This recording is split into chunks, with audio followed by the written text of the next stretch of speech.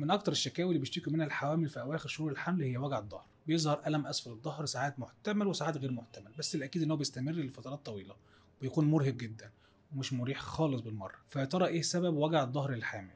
لو جينا اتكلمنا في المطلق عن آخر شهور الحمل هنقول إن أول حاجة بنلاحظها هي إن حجم بطن الحامل بيكون وصل لآخره، ده لأن خلاص الجنين بيكون اكتمل ووصل لوزن مناسب.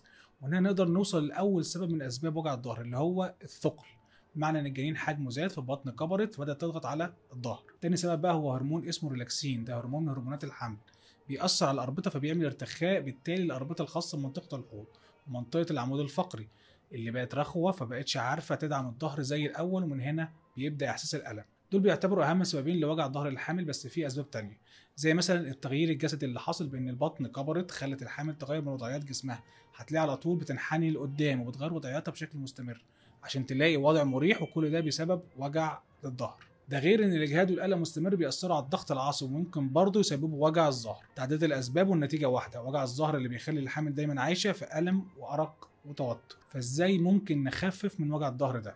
اول حاجه حاولي تعملي كمادات ميه دافيه وميه بارده بالتبادل بشكل مستمر. حسني من وضعيه جلوسك ووقوفك، يعني حاولي دايما يكون ظهرك يكون في مستوى واحد مش منحني. حط مخده ورا ظهرك وحاولي دايما انك تسندي ظهرك على حاجه طريه. واهم حاجه حافظي على حالتك النفسيه وحاولي تبعدي عن اي توتر وقلق.